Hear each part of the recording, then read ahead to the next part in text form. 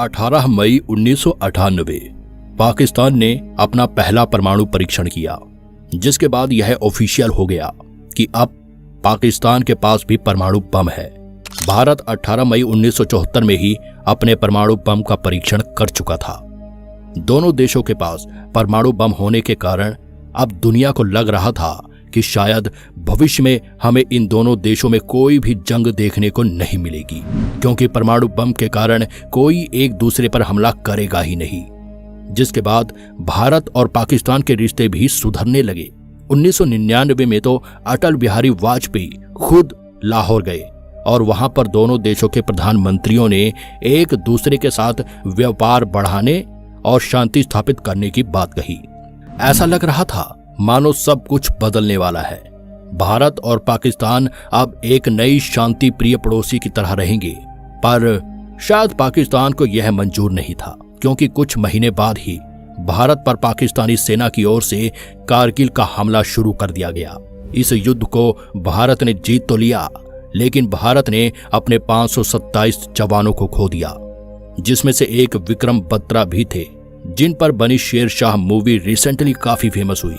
तो आज की इस वीडियो में हम कारगिल युद्ध को समझेंगे कि आखिर पाकिस्तान ने इस हमले की शुरुआत कैसे की और कैसे भारतीय सेना ने पाकिस्तानी सैनिकों को खदेड़कर इस युद्ध को जीता।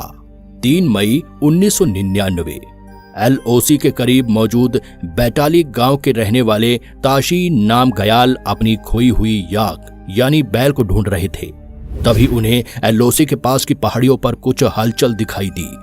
वहां 6 लोग मौजूद थे, जिनके पास काफी ज्यादा हथियार थे और वो वहां एक बंकर की खुदाई कर रहे थे। इनके कपड़ों से ही पता चल रहा था कि ये इंडियन आर्मी के सैनिक तो नहीं है, जबकि ये जिस जगह मौजूद थे वहां पर इंडियन आर्मी के अलावा किसी और को आने की इजाजत नहीं थी। यानी ये लोग LOC पार पाकिस्तान ऑक्यूपाइड कश्मीर से आए थे। ताशी नाम गयाल को जब ये बात समझ आई तो उन्होंने तुरंत पास की इंडियन आर्मी की पोस्ट पर जाकर उन्हें इस बात की जानकारी दे डाली, जिसके बाद इंडियन आर्मी के कुछ सोल्जर्स इस इंफॉर्मेशन के बारे में पता लगाया और जल्द ही इंडियन आर्मी समझ गई कि यह पाकिस्तानी सोल्जर्स हैं जो भारत की सीमा के अंदर घुस चुके हैं। और सिर्फ यही नहीं, बल्कि इसके साथ कई 100 ऐसे पाकिस्तानी सोल्जर्स हैं जो LOC पार करके भारत के पहाड़ी इलाकों पर मौजूद कई इंपॉर्टेंट स्ट्रेटेजिकल लोकेशन को कैप्चर कर चुके हैं। इस तरह भारतीय सेना ने करीब 130 पोस्ट को काउंट किया जो पाकिस्तानी सोल्जर्स द्वारा कैप्चर कर ली गई थी, जिसमें से कई काफी महत्वपूर्ण थी। जिस तरह से इन पोस्ट को कैप्चर किया गया था उसे देखकर साफ था कि इन पाकिस्तानी सैनिकों का इरादा भारत को लद्दाख और कश्मीर से जोड़ने वाले नेशनल हाईवे NH1 को ब्लॉक करना था, ताकि भारत का कनेक्शन इन दोनों से टूट जाए। पर इससे पहले कि पाकिस्तानी सैनिक इस काम में कामयाब होते, उससे पहले ही भारतीय सेना को इसके बारे में पता लग गया और भारत ने इस घुसपैठ को भारत पर पाकिस्तान द्वारा किया गया हमला मानकर एक्शन लेना शुरू कर दिया। और यही थी कारगिल युद्ध की शुरुआत। पर हैरानी की बात तो यह थी कि कारगिल की घुसपैठ से पहले तक किसी ने सोचा भी नहीं था कि पाकिस्तान ऐसी हरकत करेगा, क्योंकि कुछ महीने पहले ही भारतीय प्रधानमंत्री अटल बिहारी वाजपेयी लाहौर पहुंचे थे, जहां दोनों देशों के प्रधानमंत्री ने शांति स्थापित करने की बात कही थी। पर पाकिस्तान ने भारत को दोबारा से धोखा दिया। सही मायने में देखा जाए तो जब कारगिल युद्ध की शुरुआत हुई तो यह भारत के लिए एक काफी मुश्किल घड़ी थी, क्योंकि उस समय टेक्निकल एडवांसमेंट न होने के कारण हमें पता चलने से पहले ही पाकिस्तानी सेना कई ऊंची पहाड़ियों पर जाकर बैठ चुकी थी, जहां से वो भारतीय सेना पर हमला कर रहे थे जो इन पहाड़ियों के नीचे मौजूद थे, जिसके कारण पाकिस्तान की सेना द्वारा किए जाने वाले हमले भारतीय सेना पर काफी घातक साबित हो रहे थे। और इन हमलों से बचने का केवल एक ही तरीका था कि भारतीय सैनिक उन पहाड़ों पर चढ़े और पाकिस्तानी सैनिकों द्वारा कैप्चर की गई पोस्ट को दोबारा से हासिल करे। ये काम काफी मुश्किल होने वाला था, क्योंकि इन पहाड़ियों की ऊंचाई कई हजार फीट थी, पर साथ ही वहां तापमान भी माइनस में था।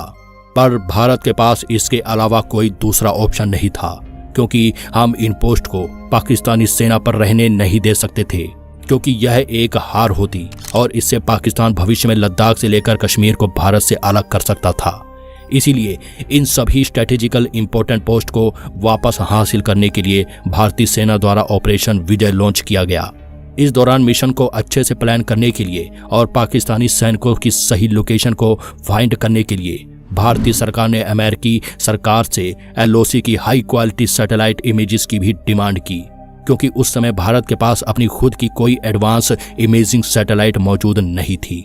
पर अमेरिका ने भारत की इस मांग को रिजेक्ट कर दिया।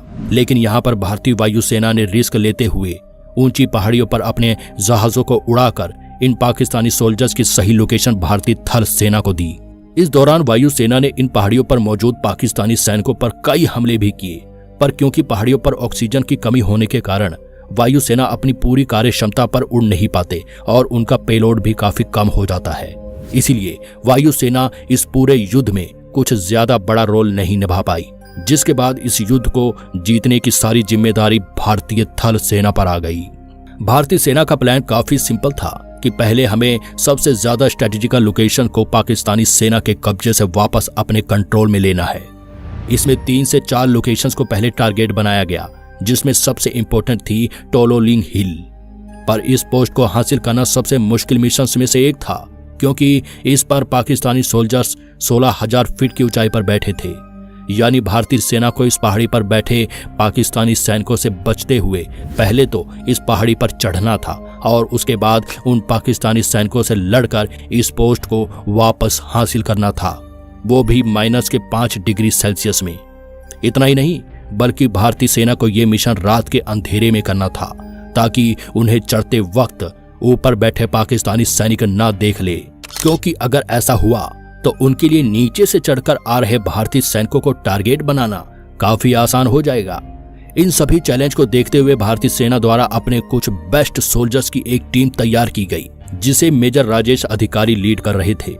इन्हीं की टीम से कैप्टन अजीत सिंह भी थे, जो एक इंटरव्यू में बताते हैं कि ये मिशन इतना चैलेंजिंग था कि हमें इस मिशन से पहले ही बता दिया गया था कि इन पहाड़ी की चढ़ाई इतनी चैलेंजिंग होने वाली है कि इस पर 1 ग्राम एक्स्ट्रा ले जाना भी एक पूरी हैवी लोड गन के बराबर भार को ले जाने की तरह होगा। यहाँ तक कि सैनिकों को खाने या फिर गोलियों में से भी किसी एक चीज को ऊपर ले जाने को कहा गया था, क्योंकि इसी से इतना ज्यादा वजन बढ़ने वाला था कि खाना और बंदूक की गोलियां दोनों के साथ इस पहाड़ी की चढ़ाई को पूरा करना संभव ही नहीं था। इसीलिए कैप्टन अजीत सिंह और उनकी टीम ने खाने की जगह एक्स्ट्रा बुलेट को कैरी करना सही समझा। मेजर राजेश अधिकारी और उनकी टीम लगातार 11 घंटे चढ़ाई करके जब इस पहाड़ी के टॉप से केवल 15 मीटर दूर थे, तब टॉप पर बैठे पाकिस्तानी सोल्जर्स ने उन्हें ऊपर आते हुए देख लिया, जिसके बाद पाकिस्तानी सैनिकों ने उन भारतीय सैनिकों पर तुरंत फायरिंग शुरू कर दी, जिसमें मेजर राजेश अधिकारी और उनके 2 साथी शहादत को प्राप्त हो गए और इनकी बची हुई टीम को वहीं पहाड़ी के पास पत्थरों के पीछे छुपना पड़ा। इस दौरान इन पर काफी ज्यादा हैवी फायरिंग की जा रही थी। जब यह फायरिंग आर्मी तक पहुंची, तब इंडियन आर्मी ने कर्नल बासप्पा रविंद्रनाथ के साथ मिलकर 90 लोगों की एक टीम बनाई और इन सबको फंसे हुए सोल्जर्स के रेस्क्यू और हिल को कैप्चर करने के लिए भेज दिया, जो कि इंडिया के लिए बहुत इंपॉर्टेंट था।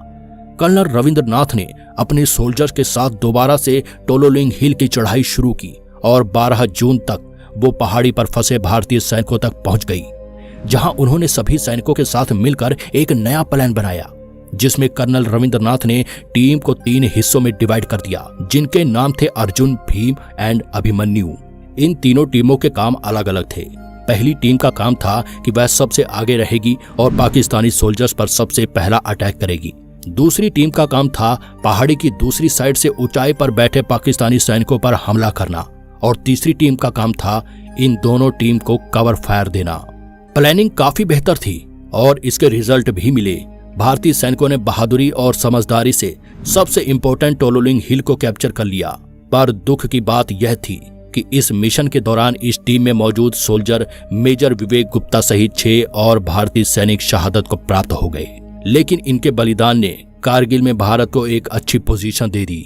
लेकिन इसके बाद सेकंड और मोस्ट इंपॉर्टेंट स्ट्रेटेजिकल लोकेशन जो पाकिस्तान के कब्जे में थी, वो थी टोलोलिंग हिल से 1.6 किलोमीटर दूर मौजूद पॉइंट 5140 यानी गन हिल। और इसके चैलेंज तो टोलोलिंग हिल से भी ज्यादा थे, क्योंकि यह पॉइंट पहाड़ी पर करीब 17,000 फीट की ऊंचाई पर मौजूद था, जिसके कारण यह पोस्ट कैप्चर करना और भी ज्यादा मुश्किल होने वाला था। जिसके बाद इस मिशन के लिए भी एक टीम तैयार की गई, जिसको लीड करने की demand lieutenant colonel Yogesh Kumar Joshi को दी गई। इसी टीम के अंदर 2 और ग्रुप तैयार किए गए, जिसमें पहले ग्रुप की डिमांड लेफ्टिनेंट शिवजी सिंह को दी गई और दूसरी लेफ्टिनेंट विक्रम बत्रा को। जी हाँ, वही विक्रम बत्रा जिनके ऊपर शेरशाह मूवी बनी है। दोनों ही लेफ्टिनेंट फ्रंटियर पर रहकर मिशन को लीड करने वाले थे, इसलिए उन्हें मिशन के शुरुआत में